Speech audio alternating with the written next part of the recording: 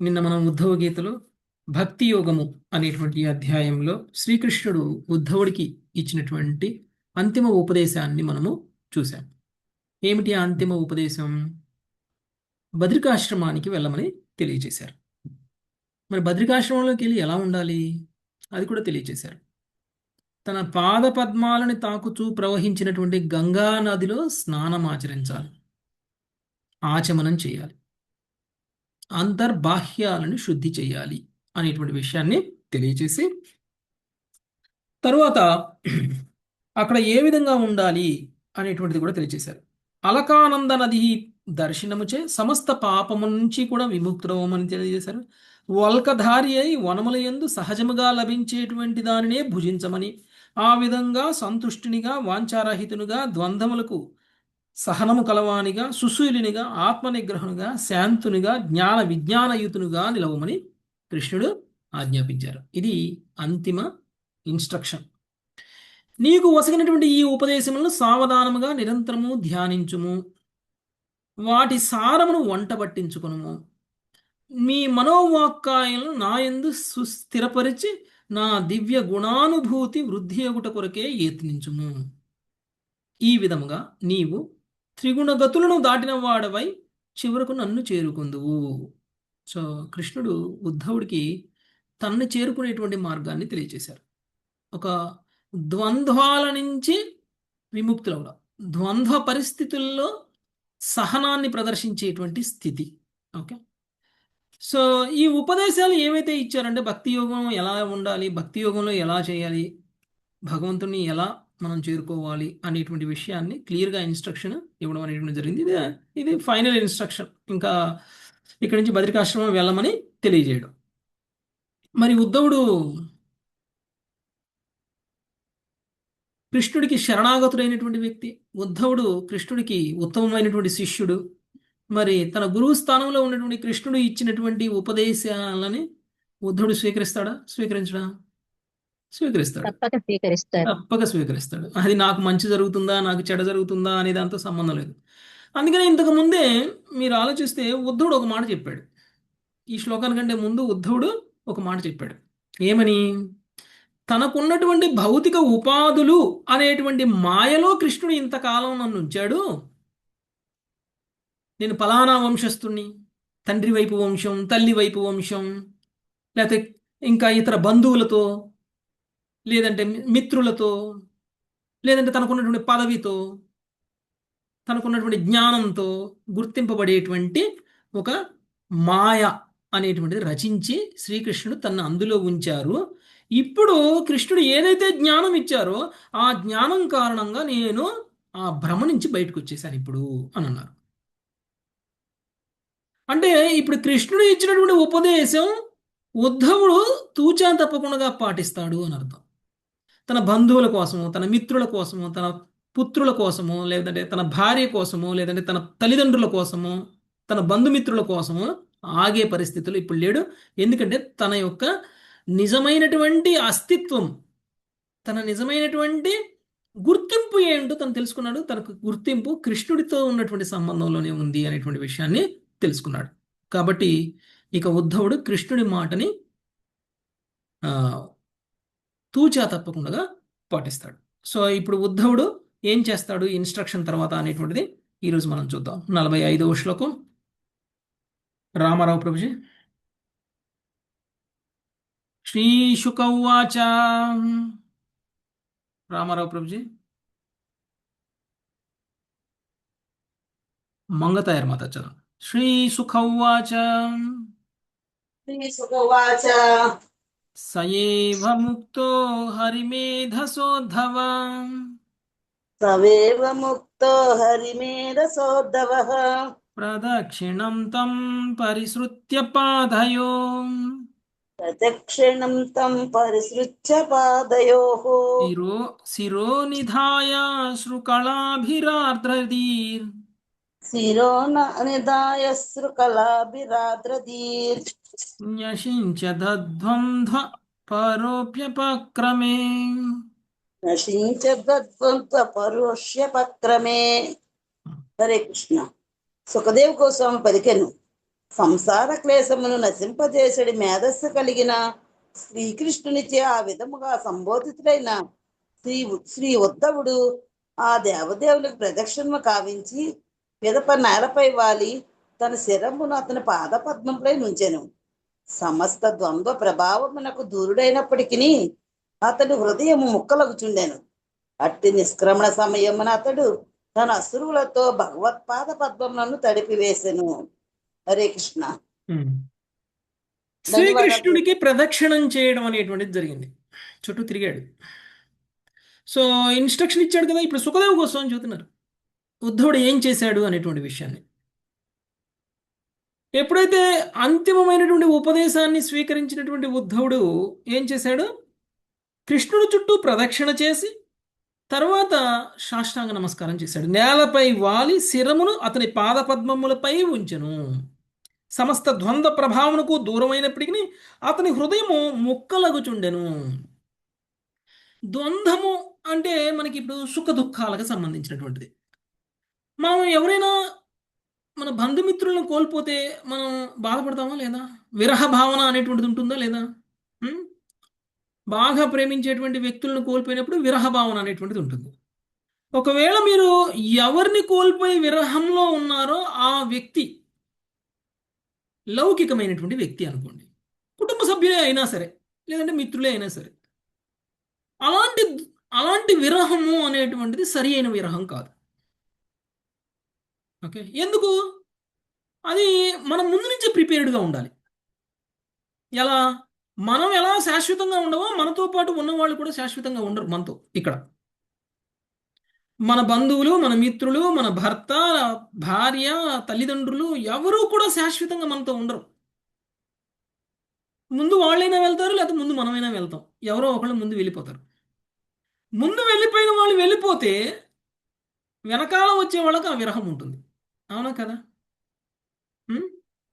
So ముందు వెళ్ళిపోయిన వాళ్ళకి కూడా ఉంటుంది ఆ విరహం. అయ్యో నేను నా భర్తను వదిలేసి వెళ్ళిపోయాను, అయ్యో నేను నా భార్యను వదిలేసిపోయాను అని విరహాన్ని అనుభవిస్తూ ఇంకో జన్మ తీసుకోకుండా ఉంటాడా? తెలీదు ప్రభు, ఉండదు. లేదు. తెలియదంట మాతాజీకి. కాదు ప్రభు, వాళ్ళకి పోయిన తెలియదు కాదు మాతాజీ, వాళ్ళకేం ఉండదు.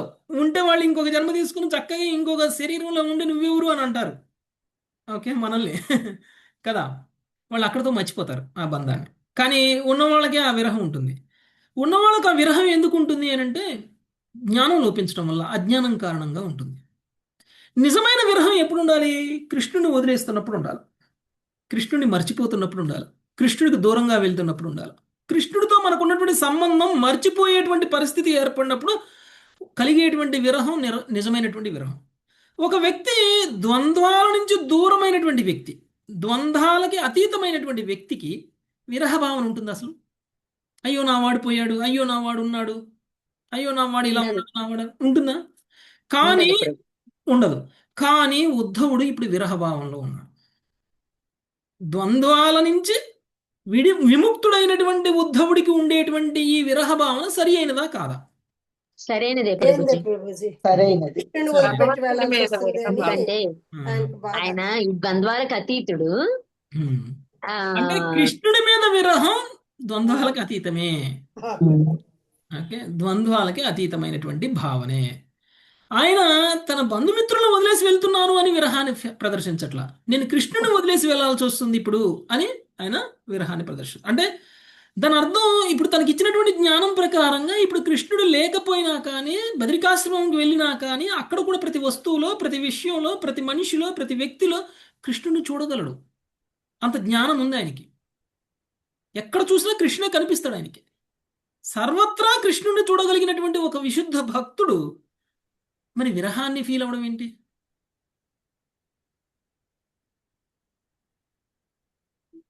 ఈయన మనలాంటి పంచభూతాలతో తయారైన వాడు కాదుగా ప్రభుజీ. కాదు కదా, ఆయన మరి కాదు కదా. కృష్ణుడిని ఇప్పుడు ఇక్కడ వదిలేసి వెళ్ళినంత మాత్రం నేను వెళ్ళే ప్రదేశంలో కృష్ణుడు లేడా? ఇప్పుడు మనతో కృష్ణుడు ఉన్నాడా? ఆయన అంతటా ఉంటాడు. ఆ, కానీ అంతటా ఉంటాడు అనే జ్ఞానం మనకుంది. మరి ఉద్ధవుడికి లేదా? ఎందుకు ఏడుస్తున్నాడు? ఆయనకి ఎందుకు ఇంకా విరహాన్ని? ఎక్కువ ఉంది. ఆ, మరి ఎందుకని ఇంత విరహాన్ని ప్రదర్శిస్తున్నాడు? అంత ఆత్మీయత, అంత వాళ్ళ మధ్య కనెక్షన్. కృష్ణుని అంతా దృఢమైంది. కృష్ణుని ముఖాముఖి చూసేటువంటి అవకాశాన్ని కోల్పోబోతున్నాడు. కృష్ణుని చూస్తాడు, అంతటా కృష్ణుని తలుచుకుంటాడు. కృష్ణుని చెప్దాం అనుకున్న ప్రభుజీ, మీరు దాన్ని ఒప్పుకోరేమో అని నేను చెప్పాను. సాంగత్యానికి దూరం అవుతున్నాడు కాబట్టి అంటే మీరు ఆ. విడిగా చూడరా, మీరు ప్రతి వస్తువులో చూడటం లేదని అంటారని నేను చెప్పలే. సో హృదయం ముక్కలయ్యేంతగా ఆయన విరహ భావాన్ని ప్రదర్శిస్తున్నారు. అట్టి నిష్క్రమణ సమయమున అతడు తన అశ్రువులతో భగవత్పాద పద్మములను తడిపివేసెను. ఎప్పుడైతే తన శిరస్సు భగవంతుడి యొక్క పాదాలను తాకుతుందో అప్పుడు తన కళ్ళ నుంచి వస్తున్నటువంటి నీళ్ల ద్వారా భగవంతుడి యొక్క పాదాలన్నీ కూడా తడిపివేసేశాడు. అంతగా ఆయనకి విరహాన్ని ప్రదర్శిస్తున్నారు. ఇది సరి అయినటువంటి విరహం. కృష్ణుణ్ణి మర్చిపోతావేమో, కృష్ణుడికి దూరం అవుతామేమో, కృష్ణుణ్ణి తలుచుకోనటువంటి ఒక క్షణం, కృష్ణుణ్ణి అనుభూతం చేసుకోలేనటువంటి ఒక క్షణం కూడా మనం విరహాన్ని ప్రదర్శించాలి. చైతన్య శిక్షాష్టకంలో చైతన్య మహాప్రభు ఏం చెప్తారు? యుగాయితే నిమిషే, ఆశిషవ పాదరతాం. యుగాయితే నిమిషే. ఓకే, ఎస్ ప్రభు. ఒక్క క్షణం కూడా తనను వదిలేసినటువంటి ఒక క్షణం కూడా ఒక యుగంలా ఉంటుంది ఆయనకి. శూన్యాయుతం జగత్ సర్వం గోవింద విరహే. గోవింద విరహేనమే. గోవిందుడి యొక్క విరహంలో జగత్తు మొత్తం శూన్యమే అని చెప్తున్నాడు. ఈ జగత్తులోనే నేనుంటూ జగత్తులోనే నేను అన్ని భోగాల్ని అనుభవిస్తున్నప్పటికీ గోవిందుడి విరహము శూన్యము అని అంటున్నాడు. ఇంకొకటి ఒక్క యుగం కూడా ఒక క్షణంలానే మారిపోతుంది. ఎప్పుడు? ఆయన విరహం, వియోగం. కృష్ణుడి యొక్క సాంగత్యం. కృష్ణుడి సాంగత్యంలో ఒక యుగం కూడా ఒక క్షణంలో అయిపోతుంది. కృష్ణుడి యొక్క విరహంలో ఒక క్షణం కూడా ఒక యుగంలా మారిపోతుంది. యుగాల్లాగా అయితే అది విశుద్ధ భక్తుడికి ఉండేటువంటి భావన. అందుకనే ఆయన నిరంతరం కృష్ణుడి కోసం విరహ భావంలోనే ఉన్నాడు. రాధారాణి కూడా విరహ భావంలోనే ఉంది. రాధారాణికి తెలియదా కృష్ణుడు అంతటా ఉన్నాడని? కృష్ణుడి యొక్క శక్తికి కృష్ణుడి గురించి తెలియదా? అయినా సరే కృష్ణుడి యొక్క విరహ భావన, అంటే కృష్ణుడి కోసం మనం పడేటువంటి ప్రతి ఫీలింగు కూడా భౌతికం కాదు. అది ఏది కూడా ద్వంద్వ. అందరూ అనొచ్చు, ఓ అంత ఉత్తమమైన వాళ్ళు ఏడవడం ఏంటి, రాధారాణి కృష్ణుడి కోసం ఏడవడం ఏంటి, విరహాన్ని ప్రదర్శించడం ఏంటి, సామాన్యమైనటువంటి వ్యక్తుల్లాగా, సామాన్యమైనటువంటి మానవుల్లాగా. అంటే వాళ్ళు కూడా మనలాంటి గుణగణాలను కలిగి ఉన్నటువంటి వ్యక్తులు కావచ్చు. అందుకనే వాళ్ళు కూడా అలానే ఉన్నారేమో. ఎందుకంటే కృష్ణుడి యొక్క లీలలను చదివినటువంటి ప్రతి ఒక్కరికి కృష్ణుడి లీలలు అర్థం కావు. ఎందుకు? వాళ్ళు భౌతిక భావంలోనే చూస్తారు. కృష్ణుడిలో తాను చూసుకుంటారు, రాధారాణిలో తన ప్రేయసిని చూసుకుంటారు. అప్పుడు ఏమవుతుంది? కృష్ణుడి లీలలు మనకు అర్థమవుతాయా? అర్థం కావు. ఎందుకు? కృష్ణుడు అంత శక్తిమంతులం కాదు మనం. రాధారాణి యొక్క భావాన్ని మనం అర్థం చేసుకునేటువంటి స్థితిలో మనం లేము. మనం కేవలం ఒక ఇద్దరు మిత్రుల మధ్య ఉన్నటువంటి ఆకర్షణ కారణంగా వాళ్ళు విడిపోతే వచ్చేటువంటి విరహ భావంతోనే మనం కృష్ణుడికి రాధారాణికి మధ్య ఉన్నటువంటి విరహ భావాన్ని కనుక కంపేర్ చేస్తే మనకి కృష్ణ కథ అర్థం కాదు. ఓకే, సో ఇది ఒక భక్తుడిగా మనం కృష్ణుడి యొక్క కథని అర్థం చేసుకోగలుగుతాం. ఎందుకంటే భక్తుడికి కృష్ణుడి యొక్క అభావం, కృష్ణుడు లేనటువంటి ఒక క్షణం కూడా ఆయనకి యుగంలా ఉంటుంది. కాబట్టి ఆ విరహ భావం అనేటువంటిది ఉంటుంది. ఓకే, సో ఇప్పుడు ఉద్ధవుడు తన యొక్క విరహ భావాన్ని ప్రదర్శించారు. నెక్స్ట్ 46వ శ్లోకం. ప్రమిళమత సుదుస్త్యజ స్నేహ వియోగ కాతరో సుదుస్త్య స్నేహ వియోగ కాతరో న శక్నువంస్తం పరిహాతు మాతురా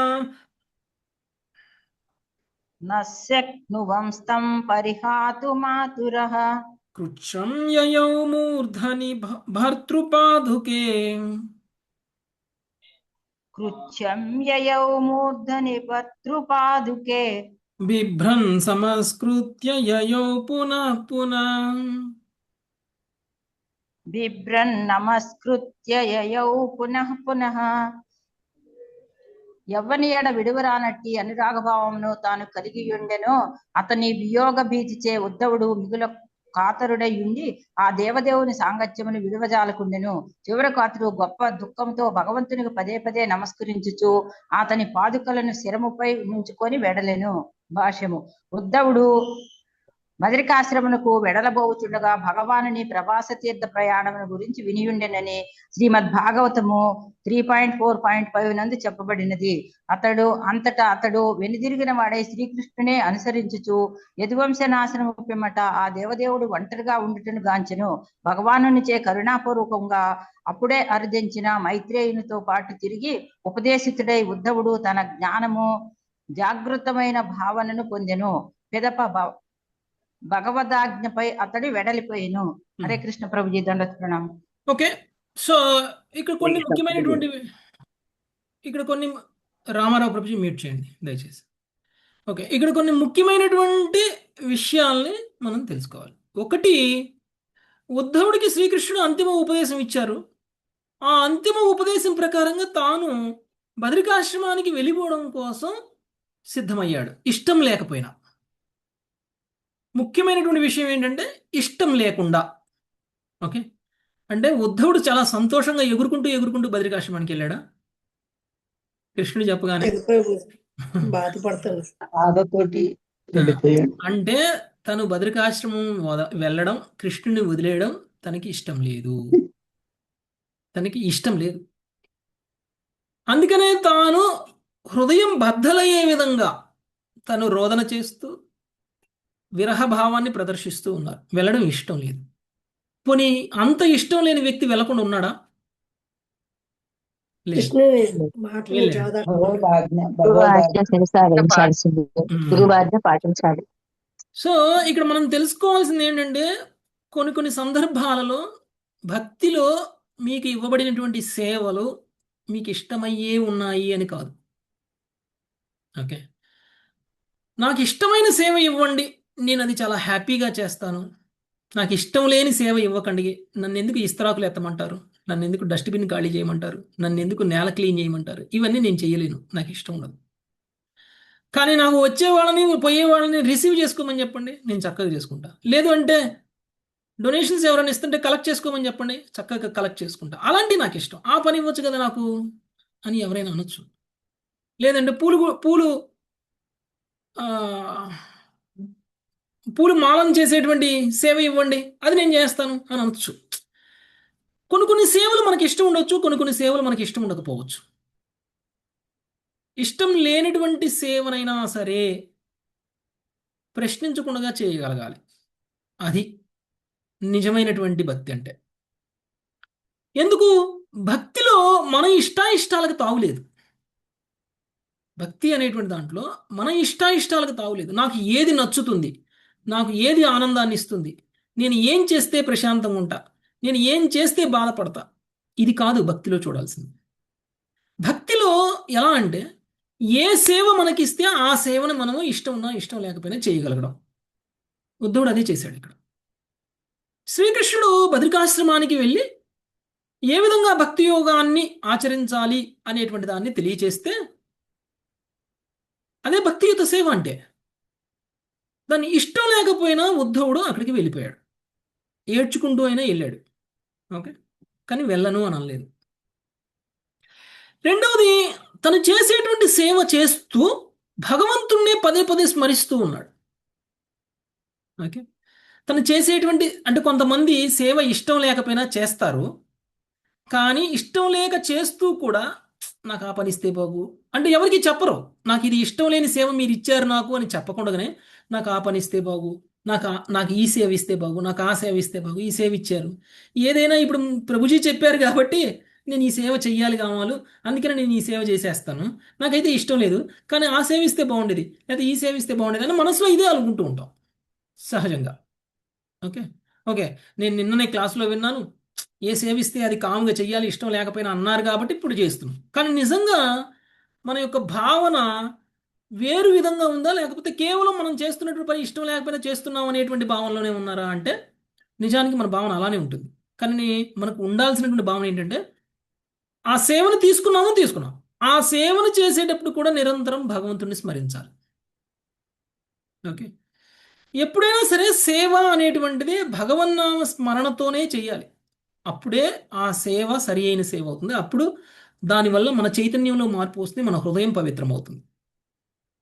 చాలామంది టెంపుల్స్లో చాలామంది మీరు చూడండి, చాలా రోజుల నుంచి చాలా సంవత్సరాల నుంచి సేవలు చేస్తూ ఉంటారు, కానీ వాళ్ళలో పవిత్రత రాదు. ఎందుకు?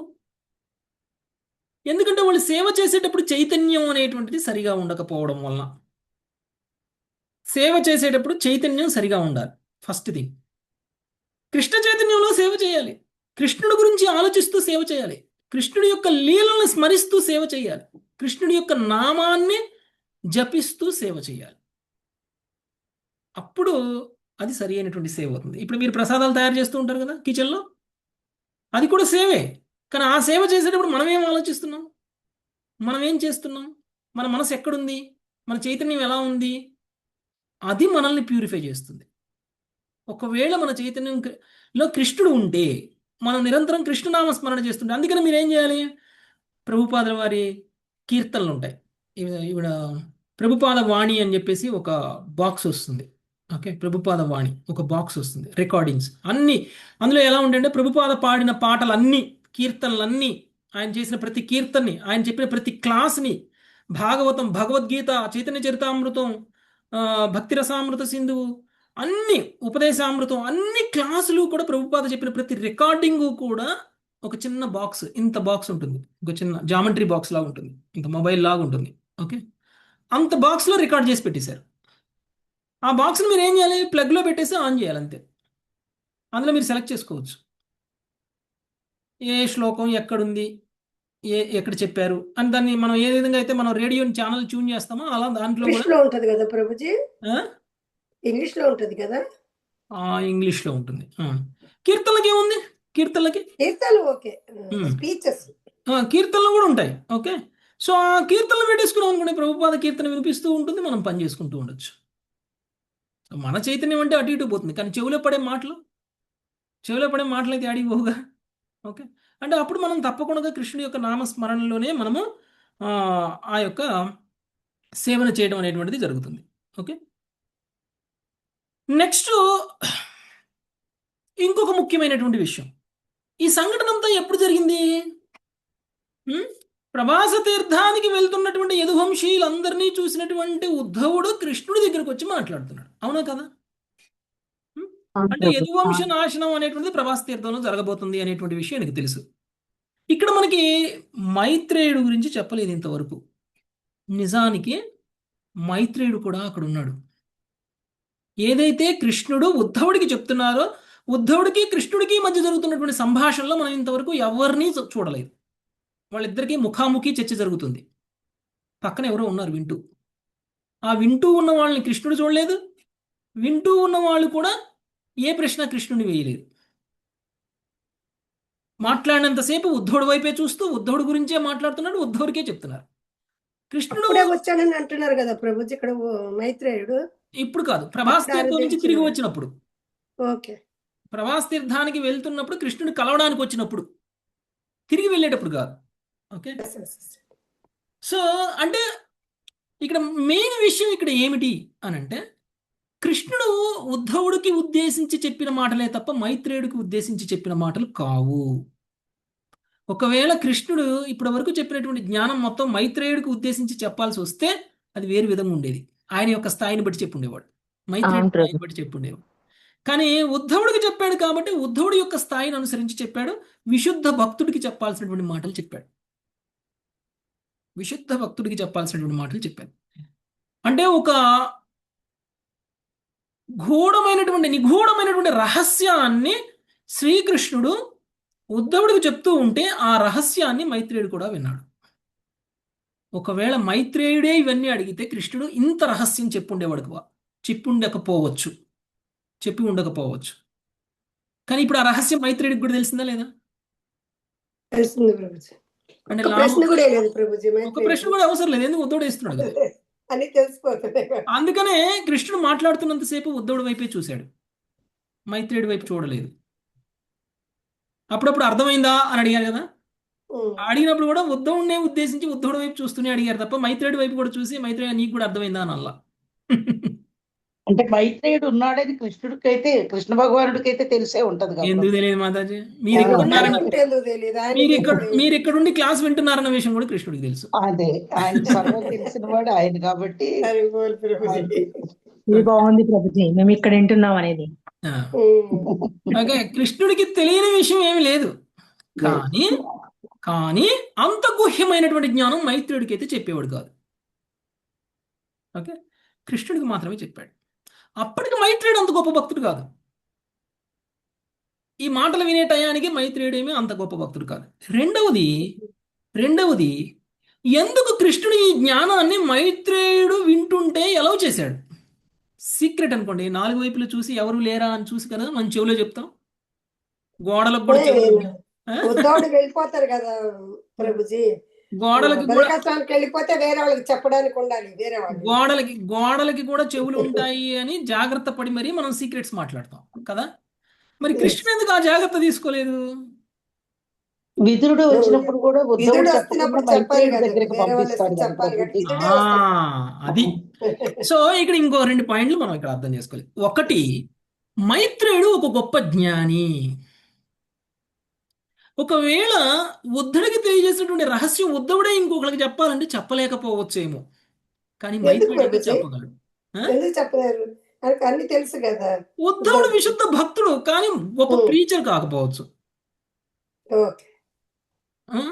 ఇప్పుడు మీరు గొప్ప భక్తులు కానీ మీరు చెప్పలేరు. నేను భక్తుడిని కాదు కానీ నేను చెప్పగలుగుతున్నా. ఓకే, అది తేడా. ఉత్తమ స్థాయి భక్తుడు మధ్యమ స్థాయికి వచ్చి ఆ, చెప్పాలంట. అది ఓకే. ఇప్పుడు మీరు భక్తి సిద్ధాంత సరస్వతి ఠాకూర్ గురువు గారు ఎవరు? గౌర్ కిషోర్ బాబా గారు. భక్తి గౌర్ వినోద్ కిషోర్ దాస్ బాబాజీ. గౌర్ కిషోర్ దాస్ బాబాజీని ప్రీచింగ్ చేయమంటే చేస్తారా? లేదు, అసలు ఆయన ఏం మాట్లాడరు అసలు. ఏమీ మాట్లాడు. కానీ ప్రీచింగ్ ఎవరు చేశారు? భక్తి సిద్ధాంత సరస్వతి ఠాకూర్ చేశారు. భక్తి వినోద్ ఠాకూర్ చేశారు. ఇంకొక విషయం ఏంటంటే, భక్తి వినోద్ ఠాకూర్ భాగవతం చెప్తుంటే భక్తి సిద్ధాంత సరస్వతి ఠాకూర్ వింటూ గౌర్ కిషోర్ దాస్ బాబాజీ కూడా కూర్చునేవాళ్ళు. అవును ప్రభు, అవునా చెప్పారు.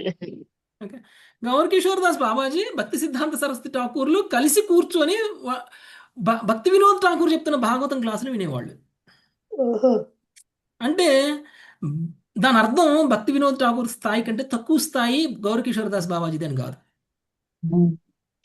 ఓకే, సో భక్తి సిద్ధాంత సరస్వతి ఠాకూర్ తన తండ్రి అయినటువంటి భక్తి వినోద్ ఠాకూర్ దగ్గరికి వెళ్ళి నేను దీక్ష తీసుకోవాలి, నేను గురువుని పొందాలి అని అంటే నువ్వు గౌర్ కిషోర్ దాస్ బాబాజీ దగ్గరికి వెళ్ళాను అన్నారు. అంటే ఇప్పుడు నా క్లాస్లో ఎవరి దగ్గర కూర్చున్నారో వాళ్ళ దగ్గరికి వెళ్ళి మీరు దీక్ష తీసుకోండి అని చెప్పినట్టుంది మీరు నా దగ్గరకు వస్తే. అర్థమైందా మీకు? అంటే అందరూ చెప్పలేరు. అలా అని చెప్పలేని వాళ్ళందరూ గొప్ప భక్తులు కాదు అని కాదు. ఓకే, ఉద్ధవుడు చెప్పినంతగా ఉద్ధవుడితోటి ఇప్పుడు ఉద్ధవుడి వయసు చాలా ఎక్కువ. ఉద్ధవుడి కంటే మైత్రేయుడి వయసు చాలా ఎక్కువ. ప్రభుజీ, మైత్రేయుడు వ్యాసుడితో సమానమైనటువంటి వయసు కలిగినటువంటి వాడు. వ్యాసుడు మైత్రేయుడు కరెక్ట్. పరాశరముని దగ్గర వ్యాసుడు మైత్రేయుడు పరాశరముని దగ్గర శిష్యులు. ఇప్పుడు శిష్యుడు అంతేగా. పరాశరముని యొక్క పుత్రుడైనటువంటి వ్యాసుడు వయసు కలిగినటువంటి వ్యక్తి మైత్రేయుడు. ఈ భాగవతం మొత్తం రాసింది వ్యాసుడే కదా. వ్యాసుడి సమకాలీనుడు మైత్రేయుడు. ఓకే, పైగా పరాశరముని శిష్యుడు. ఉద్ధవుడు ఎంత పరాశరముని ముందు? లేకపోతే చిన్నవాడు. వ్యాసుడి వయసుతో కంపేర్ చేస్తే ఉద్ధవుడి వయసు ఎంత? మనవుడు వయసు చాలా చిన్నవాడు. మనవుడు ముది మనవుడు వయసు. ఓకే, మరి ఫ్యూచర్లో మరి ముది మనవుడు వయసు ఉన్నటువంటి ఉద్ధవుడు వ్యాసుడి పుత్రుడికో వచ్చి చెప్పమంటే చెప్పగలరా? చెప్పలేరు. ఇప్పుడు నేను మీకు చెప్పగలను కానీ నా కుటుంబ సభ్యులకి చెప్పలేను. నేను మా తండ్రికి చెప్పలేను. ఓకే, నేను మీకు చెప్పగలిగినట్టు నేను నా తండ్రికి చెప్పలేను. చెప్పిన వయసు డిఫరెన్స్ వస్తుందనే ఏంటి ప్రభుజీ? అంటే జ్ఞానం ఉన్నా కానీ తెలియదు మాతాజీ. నా మాట మీ అందరు వింటారు కానీ మా అన్నయ్య వినడు, మా అక్క వినదు. ఓకే, లేకపోతే మా కుటుంబంలో చాలా మంది ఉన్నారు. ఓకే, ఒక శ్రీదేవి మాతాజీ విన్నారు తప్ప ఎవరు వినలేదు నా మాట. అయ్యో. ఓకే, పాపం ఆమె చాలా హంబుల్ కాబట్టి ఆమె విన్నది. ఓకే, మిగిలిన వాళ్ళందరూ వినరు. నువ్వు చెప్పొచ్చావులే అంటారు నన్ను. అవునా? చిన్నవాళ్ళు కదా ప్రభుజీ. ఆ, నువ్వు చెప్పొచ్చావు నాకు అంటారు. అంటే ఎవరినైనా మార్చొచ్చు, ఎవరికైనా చెప్పొచ్చేమో కానీ మాతాజీ కుటుంబ సభ్యులకి చెప్పలేము. Yes. చెప్పలేదు. అందుకని మన కుటుంబ అందులో సభ్యులు చిన్నవాళ్ళైతే ఇంకా అస్సలు ఆ? చిన్నవాళ్ళైతే ఇంకా అస్సలు చెప్పలేము. చిన్నవాళ్ళే, అదే చిన్నవాళ్ళైనా పెద్దవాళ్ళైనా కుటుంబ సభ్యులు మన క్లాసులకి రారు. ఎవరు అవును ఓకే, ప్రభుజీ. అందుకని మనం ఏం చేయాలి, మన కుటుంబ సభ్యుల్ని శ్రీపాద మాతాజీ క్లాసులో వేయాలి, లేదా మురారి ప్రభు క్లాసులో వేయాలి. అవునా? అప్పుడు వాళ్ళ మాటలైతే వాళ్ళు వింటారు. అవును ప్రభుజీ. ప్రభుజీ మా నాన్నగారు నా క్లాస్ లో కూర్చుంటున్నారు ప్రభుజీ. ఈ ఎక్సెప్షనల్ కేసులే అయ్యి. ఇవన్నీ ఇవన్నీ సామాన్యమైన కేసులు కాదు. మీకు ఇప్పుడు చాలా వినయం ఉంటే తప్ప ఆ పని చేయలేరు. ఓకే, ఎంతో వినయాన్ని ప్రదర్శించే వ్యక్తులు తప్ప మనకంటే చిన్న వాళ్ళ నుంచి క్లాసులు వినరు. భక్తి జ్ఞానానికి వయసుకు సంబంధం భక్తికి దానికి లేదు. సంబంధం లేదు, వయసుకి సంబంధం లేదు. భక్తి జ్ఞానానికి ఎస్ వయసుకి ప్రభు, సంబంధం ఎస్ లేదు. ప్రభు. ఓకే, సో ముందు మనము ఇప్పుడు మనలో వినయం ఉందా లేదా, మనలో పవిత్రత ఉందా లేదా అనేటువంటిది మనకంటే చిన్న వాళ్ళని కూడా మనం ఎలా గౌరవిస్తున్నాం అనే దాన్ని బట్టి తెలుస్తుంది. ఓకే, మనతో సమానమైన వాళ్ళని, మనకంటే పెద్దవాళ్ళని గౌరవించడం కాదు, మనకంటే చిన్న వాళ్ళని కూడా మనం గౌరవించినప్పుడు మనలో పవిత్రత అనేటువంటిది బయటపడుతుంది. ఎంత ప్యూర్ ఉన్నాం మనం అనేటువంటిది మనకంటే చిన్నవాళ్ళు, తెలిసిన వాళ్ళైనా సరే చిన్నవాళ్ళని ఎంత గౌరవిస్తున్నాం అనే దాన్ని బట్టి ఉంటుంది.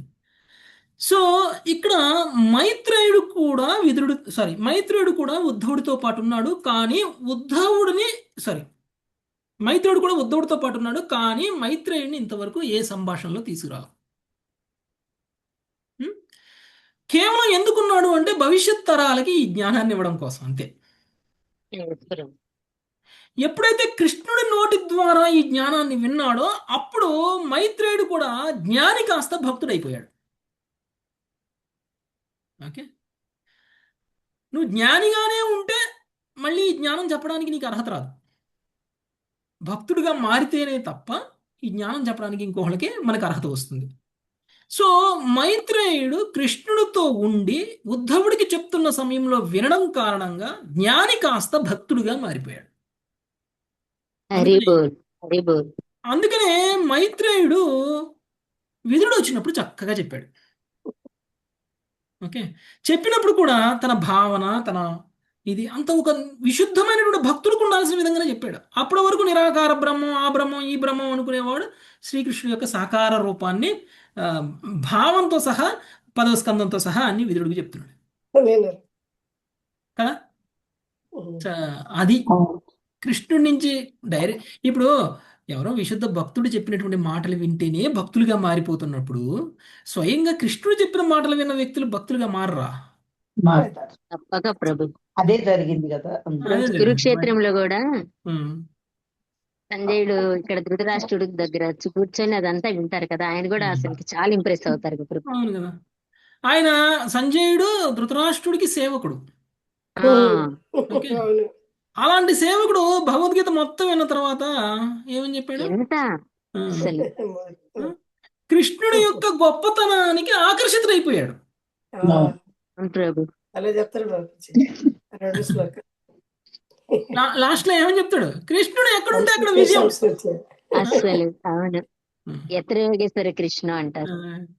సో అది అది కృష్ణుడి నుంచి విన్న తర్వాత అంటే ఎన్ని శ్లోకాలు విన్నాడు? కేవలం 700 శ్లోకాలు విన్నాడు. అది 700 కూడా కాదు. కృష్ణుడు చెప్పిన ఎన్ని శ్లోకాలు? 700 కూడా కాదు కదా, మొత్తం కలిపి 700. మొత్తం మొత్తం కలిపి 500 చిల్లర చెప్పారు. 500 చిల్లర శ్లోకాలు విన్నారు. ఎంతసేపు విన్నాడు? ఓ 45 నిమిషాల పాటు విన్నాడు. అవును. అంతే. 45 నిమిషాల పాటు వింటేనే పరమ భక్తుడు అయిపోయాడు.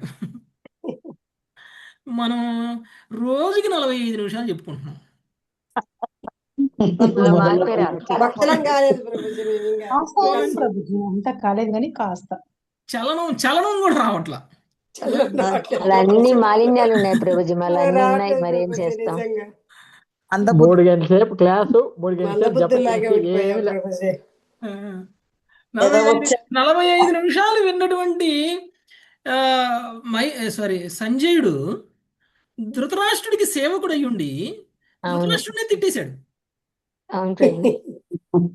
ఓకే, ఎందుకు? కృష్ణుడి మీద అంత ప్రేమ వచ్చేసింది ఆయనకి. అని డైరెక్ట్ విన్నాడు అసలు చక్కగా. ఓకే, నువ్వు అనుకుంటున్నావేమో నువ్వు నీ కొడుకు గెలిచి రాజ్యాన్ని పొందుతారు అని. కృష్ణుడు అర్జునుడు ఉన్న చోట అది సాధ్యం కాదని చెప్పాడు. డైరెక్ట్ గా చెప్పేశాడు అసలు. డైరెక్ట్ చెప్పేశాడు. అసలు అవును, డైరెక్ట్ ఫేస్ టు ఫేస్ చెప్పేశాడు. చెప్తారు. అంతకు ముందు ధృతరాష్ట్రుడు ఏం చెప్తే అది. ఇంకో విషయం అవును. తెలుసా మీకు? ధృతరాష్ట్రుడు ఇల్లు వదిలేసి వెళ్ళిపోయినప్పుడు విదురుడు తిట్టాడని. ఓకే, ఇల్లు వదిలేసి వెళ్ళిపోయినప్పుడు ధృతరాష్ట్రుడు సంజయుడికి కూడా చెప్పుకుని వెళ్ళాడు. ఇటు అప్పుడు అంత సంజయుడు మారిపోయాడు. ఎంత సంజయుడు మారిపోయాడు కదా. ఆ, అవును అప్పుడు సంజయుడు ఎంత ఏడ్చాడో తెలుసా? అవునవును. ఎవరు ఆయన సేవకుడు ఏడవలేదు. కదా. ధృతరాష్ట్రుడు పోతే ఫస్ట్ ఎవరు ఏడవలేదు. స్కందంలో ఏడ్చాడు కదా. ఫస్ట్ సంజయుడు స్కందంలో మాత్రమే ఏడ్చాడు. సంజయుడు ఏమనుకున్నాడు, అబ్బా ఇంత సేవ చేశాను నేను, ఈ వ్యక్తి నాకు కూడా చెప్పకుండా వెళ్ళిపోయాడు, ఎలా వెళ్ళిపోయాడని చాలా బాధపడ్డాడు విరహాన్ని. ఓకే, నాకు చెప్తే నేను కూడా వచ్చేవాడు కదా తనతో పాటని. ఓకే, సో అసలు ఆయన సాంగత్యం. సో సంజయుడు లాంటి వ్యక్తులు 45 నిమిషాలు మాట్లాడితేనే మారిపోతే మరి మైత్రేయుడు మారడా? అవును ప్రభు. సో ఇది. సో ఇక్కడ సమ్మరీ ఏంటంటే సంజయుడు కూడా మైత్రేయుడు కూడా విన్నాడు. రెండవ విషయం, ఉద్ధవుడికి ఇష్టం లేకపోయినా కృష్ణుడు చెప్పాడు అని బద్రికాశ్రమానికి వెళ్ళిపోయారు. ఓకే, నెక్స్ట్ 47వ శ్లోకం. మంజులత. తతస్తమంతర్హృది సన్నివేశ్య తతస్తమంతహృది సన్నివేశ్య గతో మహాభాగవతో విశాలాం గతో మహాభాగవతో విశాలాం యతోపదిష్టాం జగదేక బంధునా యథోపదిష్టాం జగదేక బంధునా తపసమస్తాయ హరేరగాద్గతిం. తపః సమస్తాయ హరేరగాద్గతిం. పిమ్మట తన హృదయమందే భగవానుని నిలుపుకొని పరమ భాగవతుడగు ఉద్ధవుడు బదరికాశ్రమమునకు వెడలను. అచట అతడు తపోనిష్ఠుడై ఉండి తన జగదేక బంధువకు శ్రీకృష్ణుని వర్ణించినట్టి అతని పరమ పదమును బడిసెను. భాష్యం. శ్రీల విశ్వనాథ చక్రవర్తి ఠాకూరుల అభిప్రాయం అనుసరించి శ్రీ ఉద్ధవుడు పరవ్యోమమునందలి ద్వారకకు వెడలి ఉండెను. Thank you. సో గురువు చెప్పిన మాట వింటే 100% సక్సెస్, అందులో డౌటే లేదు. ఒక భౌతికమైనటువంటి వ్యక్తి అయినా సరే ఒక వైష్ణవుడిని కలిసి వైష్ణవుడు చెప్పినట్లు చేశాడు అనుకోండి, పోనీ వైష్ణవుడు చెప్పినటువంటి మాటల్లో ఏమైనా లోపం ఉందేమో, తను చెప్పింది జరుగుద్దో జరగదో, అసలు నిజమో కాదో, చేస్తే అవుద్దో అవదో, చేయడం అవసరమా, ఒక సంవత్సరం పాటు నేను ఆయన చెప్పినట్టు చేస్తాను, ఒకవేళ అవ్వకపోతే నా సంవత్సరం కోల్పోతా కదా, ఇలాంటి ఒక ఆలోచనలో ఉన్నటువంటి వ్యక్తి సక్సెస్ పొందలేడు. విశుద్ధ వైష్ణవుడు ఏం చెప్తే అది చెయ్యాలి, గురువు ఏం చెప్తే అది చెయ్యాలి. ఉద్ధవుడు కూడా అదే చేశాడు. కృష్ణుడు చెప్పినట్లుగా విన్నాడు. కృష్ణుడు ఏం చెప్పాడు? నేను చెప్పినట్లు చెయ్యి, నువ్వు నా దగ్గరకు వచ్చేస్తావు అని అన్నారు. అవునా కదా? బద్రికాశ్రమానికి వెళ్ళి నేను ఎలా చెప్పానో అలా ఉండు, నువ్వు నా దగ్గరకు వచ్చేస్తావు త్వరలోనే అని అన్నాడు. సో ఇక్కడ ఉద్ధవుడు అదే చేశాడు. బద్రికాశ్రమానికి వెళ్ళాడు, తపస్సు చేశాడు, కృష్ణుడు చెప్పిన విధంగా భక్తి యోగంలో ఉన్నాడు. కొంతకాలానికి ఆయన ఉద్ధవుడు పరమపదమును వడిసెను. ఎక్కడికి వెళ్ళాలి పరమపదం పడవడం అంటే? గోలోక బృందావనం. గోలోక బృందావనానికి, కృష్ణుడి యొక్క ధామానికి వెళ్ళారు. అంటే కృష్ణుడు అప్పటికే వెళ్ళిపోయారు. ఓకే, సో ఇందుకు ఇంకొక ఉదాహరణ కూడా ఉంది. హిరణ్యాక్షుడు.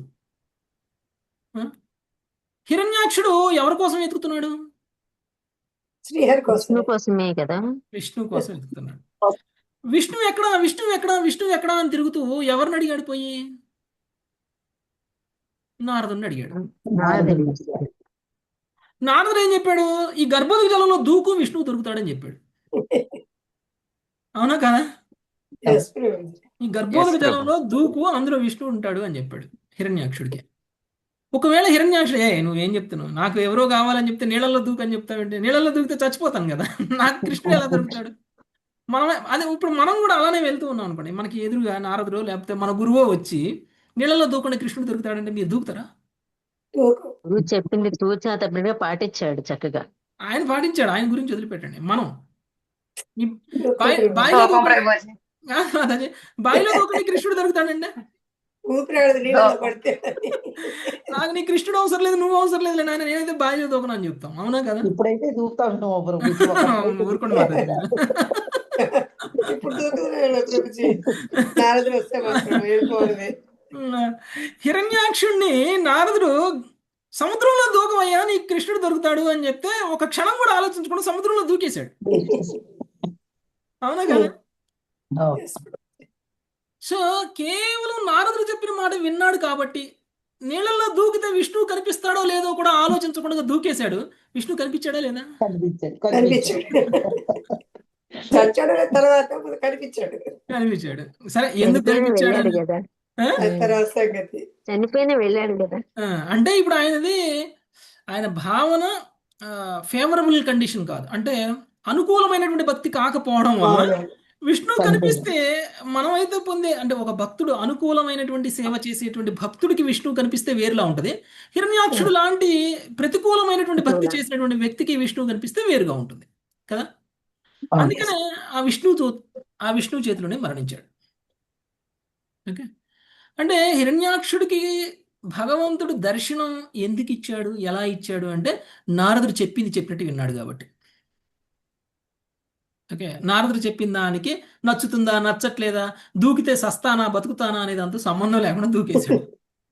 ఓకే, సో అలానే ధ్రువుడు కూడా నారదుడు ఎలా చెప్తే అలా చేసేసాడు, ఏం చెప్తే అది చేసేసాడు. కాబట్టి ప్రభుజీ వాళ్ళకి సెక్షన్ ఉంటాయి కదా ప్రభుజీ, దూకిన చావడం తెలుసు.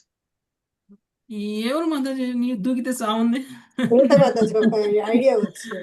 ఎంత గొప్ప శక్తి ఉన్నవాడైనా దూకితే చస్తాడు, అది గర్భోదక జలంలో. ఓకే ఓకే, ఎంత శక్తి ఉన్నా కొంతకాలానికి ఆ శక్తితో తను తాను కాపాడుకోగలుగుతాడు. ఫస్ట్ థింగ్ ఏంటంటే ఆయనకి డౌట్ లేదు నారదుడు చెప్పిన మాటలో. అది ఓకే, నమ్మకం. నమ్మకం. ఓకే, ప్రభుజీ ఇక్కడ పరవ్యోమం నందిని ద్వారక ఏంటి ప్రభుజీ? పరవ్యోమం అంటే ఏంటి ప్రభుజీ? ఎక్కడ? ఇది 47లో లాస్ట్ భాష్యంలో పరవ్యోమనంద ద్వారకకు వెళ్ళి ఉండెను అంటే వైకుంఠంలో ద్వారక కూడా ఉంది. గోలోక బృందావనంతో పాటు ద్వారక కూడా. ఇప్పుడు బృందావనం ఎక్కడుంది? ఎక్కడుంది? ఉత్తరప్రదేశ్ లో ఉంది. గుజరాత్ లో ద్వారక ఉంది కదా, గుజరాత్ లో ద్వారక ఉంది కదా. అంటే భగవంతుడి యొక్క ధామమే రెండు కూడా. ఓకే, ద్వారక అంటే ఉద్ధవుడు గోలోక బృందావనానికి వెళ్ళాల, ద్వారకకి వెళ్ళారు. ఎందుకు? ఉద్ధవుడు ద్వారకలోనే కృష్ణుడికి సేవ ఉన్నాడు కాబట్టి. అంటే గోలోకంలో ఉన్న ద్వారకకి వెళ్ళినట్ల ప్రభుజీ ఇక్కడ మనం అర్థం చేసుకోవాలి. వైకుంఠంలో ఉన్న ద్వారకకి వెళ్ళారు. అదే నేను ఇంటికి వెళ్ళి చెప్పి రావడానికి వెళ్ళాడా ఏంటి అనుకుంటా. లేదు, ఇక్కడ ద్వారక కాదు, ఇక్కడ ద్వారం కాదు, పరంధామం. పరంధామం అని చెప్పారు కదా, పరమ పదమును పడిసను అని చెప్పారు కదా, అంటే అక్కడ ద్వారకకి వెళ్ళారు. ఇంకోటి, మనము ఎక్కడికి వెళ్తాం? ఇప్పుడు మనం అందరం అనుకుంటాం కదా, మనం అందరం వైకుంఠ లోకాలు కూడా అనంత వైకుంఠ లోకాలు ఉన్నాయి. మనం ఏ వైకుంఠ లోకానికి వెళ్తాము అని అంటే, మనం ఇక్కడ ఏ రూపాన్ని ఆరాధిస్తామో ఆ రూపానికి సంబంధించినటువంటి వైకుంఠ లోకానికి వెళ్తాం. ఇప్పుడు ఉద్ధవుడు కృష్ణుని ఆరాధించాడు, ద్వారకా కృష్ణుని ఆరాధించాడు. మీరు ఒకటి గుర్తుంచుకోండి, బృందావన్ కృష్ణుని ఆరాధించలా. ఉద్ధవుడు బృందావన్ కృష్ణుడికి సేవ చేయలా, ద్వారకా కృష్ణుడికి సేవ చేశాడు. సో ఎక్కడికి వెళ్తాడు? అందుకనే అక్కడ కూడా ఆధ్యాత్మిక జగత్తులో కూడా ద్వారకే వెళ్తారు.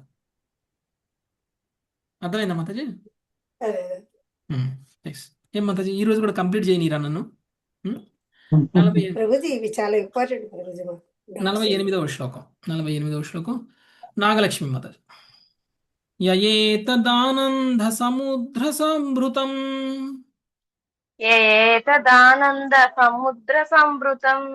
జ్ఞానామృతం భాగవతాయ భాషితం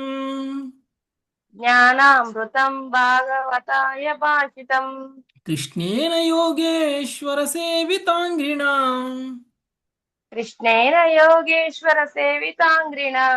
సచ్చధయా సేవ్య జగద్విముచ్యతే.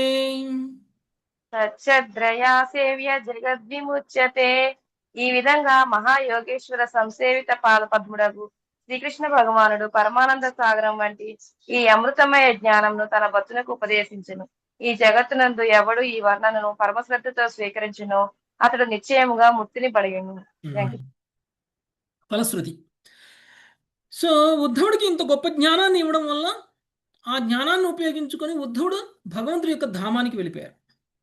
అలానే ఎవరైతే ఈ జ్ఞానాన్ని స్వీకరిస్తారో, ఎవరైతే ఈ జ్ఞానాన్ని వంట పట్టించుకుంటారో, స్వీకరించడం అంటే ఇక్కడ ఇంతకుముందు శ్లోకంలో రాశారు కదా ఎక్కడో వంట పట్టించుకోమని. సో ఎవరైతే వంట పట్టించుకోవడానికి వినడానికి తేడా ఏంటి? అంటే వినడం అంటే జస్ట్ వినడం, ఇదేం అప్లై చేసుకోవడం, ఆ చెబుతూ వదిలేయటం వంట వినడం, పట్టించుకోవడం అంటే అప్లై చేసుకోవడం, వంట పట్టించుకోవడం దాంట్లోని విజ్ఞానంగా లీనమయ్యి మార్చుకోవడం. దాన్ని తెలుసుకోవటం. వంట పట్టించుకోవడం అంటే తెలుసుకోవడమే కాదు, వినడం అంటే ఏంటో, వినడం అంటే కేవలం దాన్ని అప్లై తెలుసుకోవడమే కాదు. చేయడం, ఓకే. అప్లై చేయడం. వంట పట్టించుకోవడం అంటే దాన్ని ఆచరించడం, విజ్ఞానంగా మార్చడం. ఓకే. సో అలా చేశాడు కాబట్టి ఆయన వెళ్ళాడు. అలానే ఇప్పుడు కూడా మనం కూడా ఈ జ్ఞానాన్ని విన్నాము, వంట పట్టించుకున్నామా? పడుచుకుంటున్నాను ప్రభుజీ. పట్టించుకున్నాం. అందుకే లక్ష్మీ అంతే తనని కదా, నాలుగు రోజులు వెళ్ళిపోతాను ఆమె మేము కూడా వెళ్తాం. ఎప్పుడైతే మనం కూడా ఈ జ్ఞానాన్ని ఆచరించడం మొదలు పెడతామో అప్పుడు ముక్తిని 100% పొందగలము. అది చెప్తుంది ఇక్కడ. ఓకే. ఉద్ధవుడు పొందినట్లే మనం కూడా పొందగలం. నెక్స్ట్ 49వ శ్లోకం లావణ్య మాతాజీ.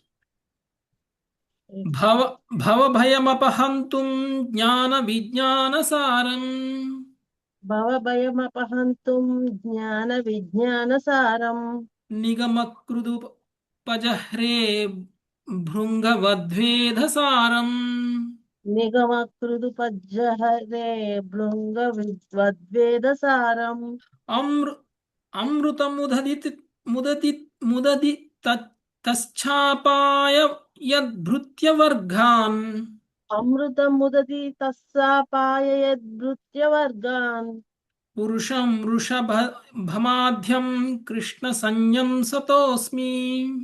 పురుషం వృషభమాద్యం కృష్ణ సంగం నతోస్మి. సర్వులకు ఆది అయిన వాడు సర్వశ్రేష్ఠుడు దేవదేవుడు నాకు శ్రీకృష్ణునికి వందనములు. అతడే వేదములను రచించిన వాడు. తన భక్తుల సంసార భయమును నశింపచేయుటకే అతడు 9 వలె సకల జ్ఞాన విజ్ఞానముల ఈ అమృతమయ సారమును సంగ్రహపరచియుండును. ఈ విధంగా అతడు ఆనంద సాగరం నుండి ఈ అమృతమును తన భక్తులకు వసగగా అతని కరుణచే దానిని వారు పానము చేసిరి. భాష్యము. పుష్పమునకు హాని చేకూర్చక పుష్ప మకరందమును 9 గ్రహించినట్లు శ్రీకృష్ణ భగవానుడు వేదముల విస్తృతమగు పద్ధతిని ఏమాత్రము కల్తపరచక వేద జ్ఞాన సారమును సంగ్రహించెను. వేరు మాటలలో పరమలౌకికులకు వ్యక్తులకు అన్వయించడి ప్రాథమిక అల్ప విధానములను ఎంత మాత్రము నశింపచేయక శ్రీకృష్ణుడు తనచే వేద జ్ఞాన లక్ష్యంగా స్థాపన చేసుకొని ఉన్నాడు. ఈ విధంగా శ్రీ సుఖదేవ గోస్వామి జగద్గురువగు శ్రీకృష్ణ భగవానునికి వందనము గావించుచు ముగింపు గావించెను. శ్రీమద్ భాగవతం నందలి భక్తి యోగము అను ఏకాదశి స్కందంలోని 29వ అధ్యాయమునకు కృష్ణ కృపామూర్తి శ్రీ శ్రీల బైసి భక్తి వేదాంత స్వామి ప్రభుపాదుల వారి వినమ్ర శిష్య ప్రణీతమకు భాష్యము సమాప్తము. హరే కృష్ణ ప్రభుజీ. సర్వులకు ఆది అయిన వాడు, సర్వశ్రేష్ఠుడు, దేవదేవుడు ఒక శ్రీకృష్ణునికి వందనములు.